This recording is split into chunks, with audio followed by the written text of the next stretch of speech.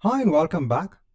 Now we have seen how we could deploy resources that's an Azure SQL database server and an Azure SQL database via PowerShell via the Azure command line interface. Now there is another way in which you can go ahead and deploy resources in Azure, and that's via using resource manager templates.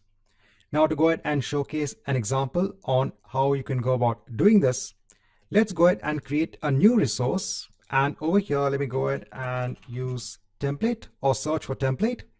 So I'm going to go ahead and use template deployment. That's deploy using custom templates. Over here, let me go ahead and hit on create. So over here, let me go ahead and use an inbuilt template that is available for creating a SQL database. So let me go ahead and choose that. Now over here, it is directly giving me a screen to give the resource group what should be the login name and the password, and we can go on to review and create. And what this is going to do is that this is going to go ahead and deploy a new Azure SQL database server and a new Azure SQL database as well.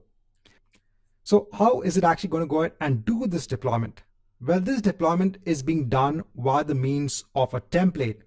So if you go back on top and if you click on the edit template button over here, so on the right hand side over here, you can see there is JSON code in place.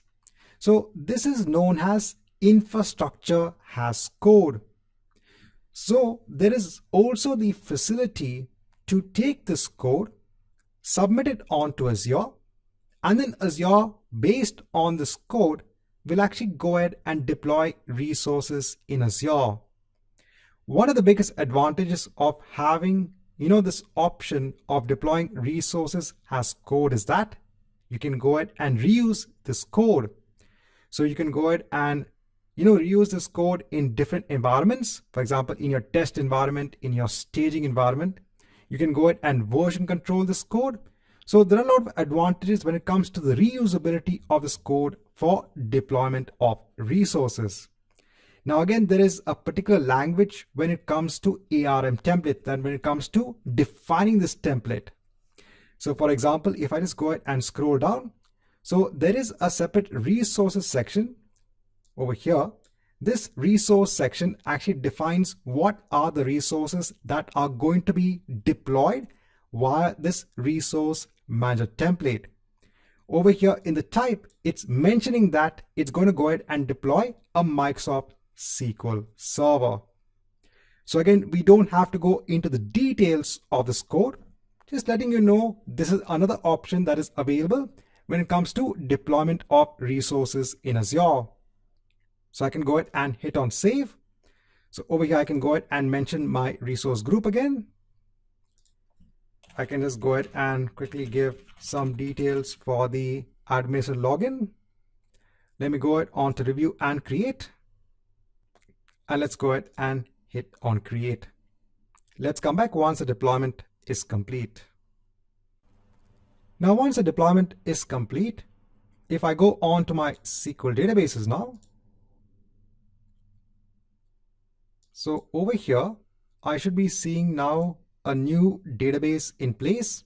So the database name along with the server that it is present on, this name has been given by the resource manager template.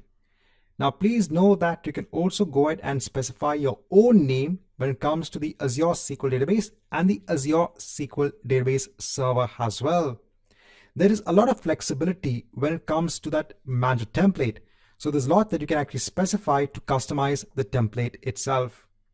But again, as I mentioned before, just to keep it simple, just to know that this is another way that you can actually go ahead and deploy an Azure SQL database, we had gone ahead and seen an example on how you can use a resource manager template. Right, so this marks the end of this chapter.